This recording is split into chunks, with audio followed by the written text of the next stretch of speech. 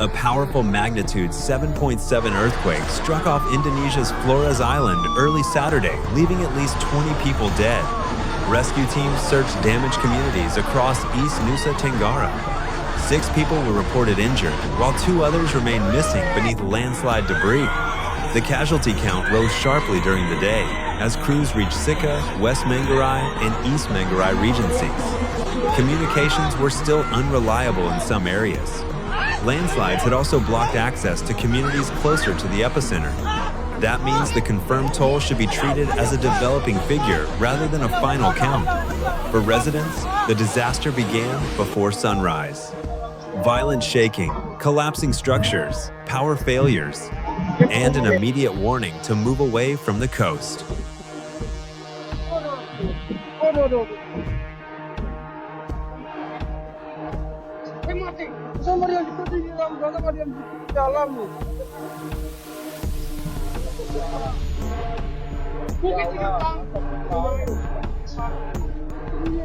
The earthquake struck at approximately 5:58 in the morning, local time. The U.S. Geological Survey placed the epicenter about 68 kilometers or 42 miles north-northwest of Ende on Flores Island. The USGS estimated a depth of around 10 kilometers. Indonesia's BMKG placed it slightly deeper, near 15 kilometers. That difference is normal during the early analysis of a major earthquake. Both measurements point to the same important conclusion.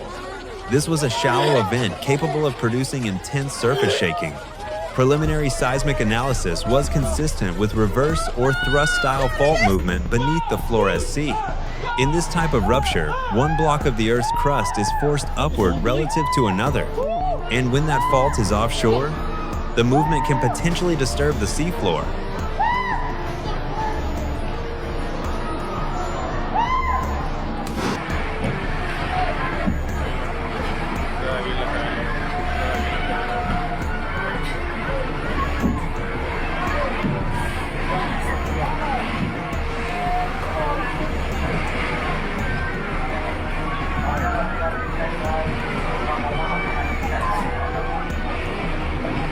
Within minutes, BMKG issued a tsunami warning for coastal areas across East and West Nusa Tenggara, South Sulawesi, and Southeast Sulawesi.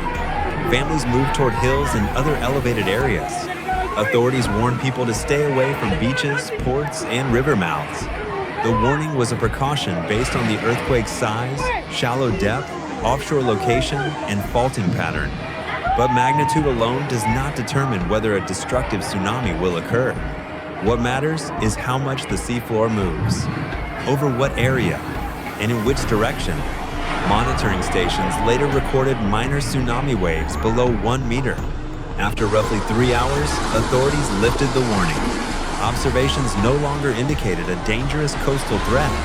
Australia's monitoring center also reported no threat to the Australian mainland, islands, or territories.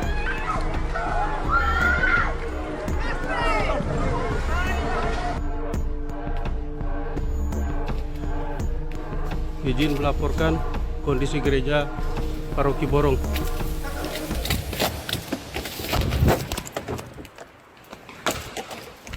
Some of the most serious early damage was reported around Maumere, the main town in Sikka Regency. Verified footage showed part of a building collapsing near the port as people ran into the street. Other structures and homes were also damaged across the wider region. Local search and rescue officials said crews recovered victims from 3 badly affected regencies. Several people were killed when buildings collapsed. Others were caught in landslides triggered by the powerful shaking. At least 6 injured residents were taken for medical treatment. Hospital teams in affected districts moved patients, beds, oxygen cylinders, and other equipment outdoors, while buildings were checked for structural damage. Temporary treatment areas allowed medical care to continue without placing patients beneath walls or ceilings that could fail during an aftershock.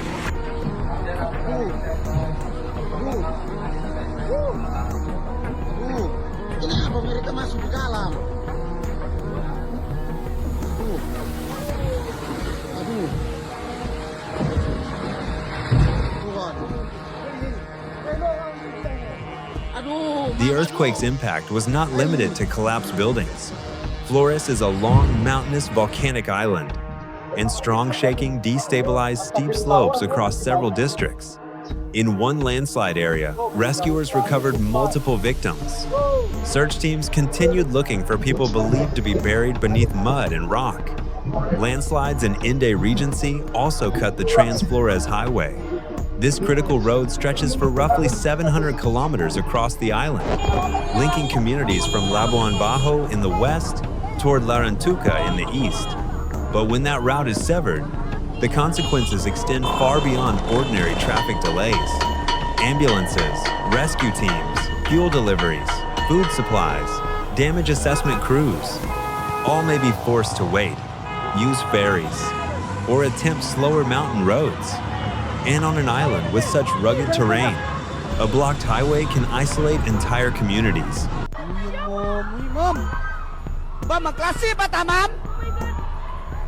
Don't be afraid, you're going to heaven.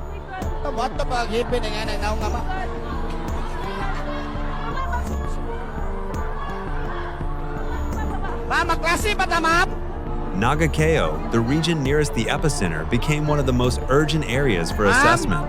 About 2,000 residents left their homes for temporary shelters. Preliminary reports describe damage to houses, warehouses, and government facilities. But communications failures made the situation much harder to understand. Rescue teams attempting to reach the area by road were blocked by landslides. Another team prepared to approach by ferry. Indonesia's National Disaster Agency also deployed a helicopter to support logistics and possible evacuations. And this is one reason early disaster reports can change so dramatically.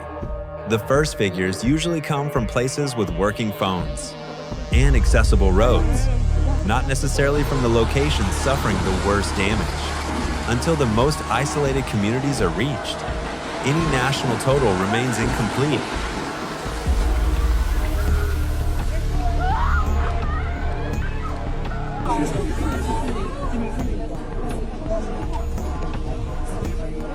Don't panic, guys. Don't panic.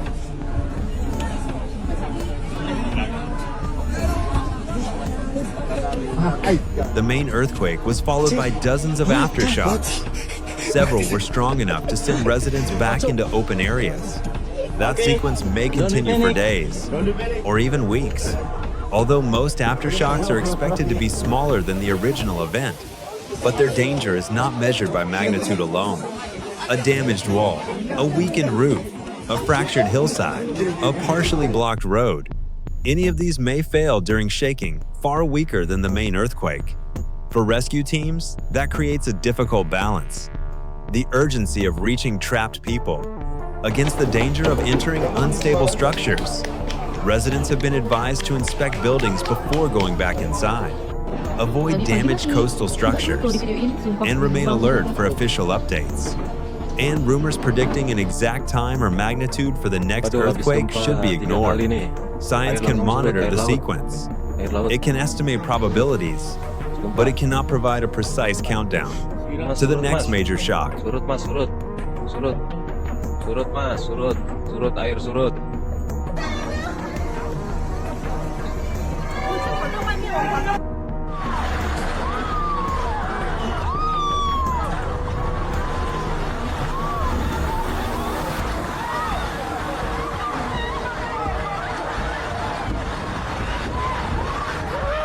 Indonesia is often described as part of the Pacific Ring of Fire, but the geology around Flores is more specific and far more complex.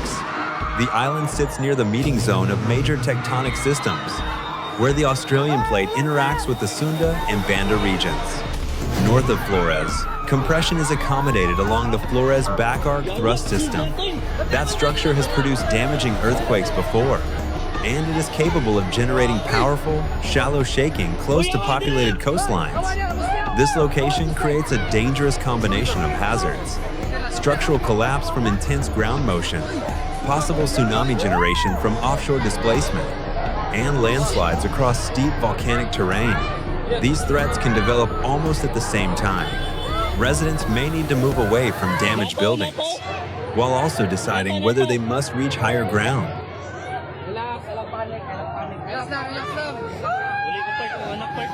Residents and authorities treated the threats so seriously. They evacuated without waiting to see the ocean change. And the comparison offers an important practical lesson. A tsunami warning can still be successful, even when the feared wave never arrives. The purpose is not to predict disaster with certainty. It is to create enough time for people to survive the events that do produce destructive waves.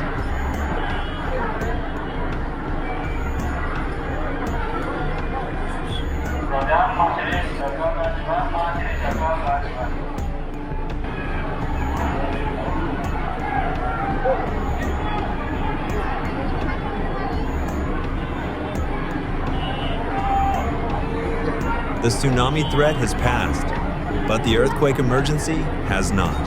Search teams are still working through damaged buildings and landslide areas. Engineers must inspect hospitals, homes, ports, roads, and public facilities. At the same time, crews are working to restore electricity and communications. The most important unanswered questions now concern the communities that remain difficult to reach. Casualty and damage totals may continue to rise as blocked routes reopen and local reports are verified. For people across the affected region, the guidance remains straightforward. Stay away from damaged structures and unstable slopes. Keep coastal evacuation routes clear. Expect further aftershocks and follow BMKG and local disaster authorities rather than unverified claims on social media. Thank you for watching and for staying informed. If you value verified reporting and calm, objective analysis of major natural disasters, consider subscribing to Extreme Weather US. Until the next report, stay alert and stay safe.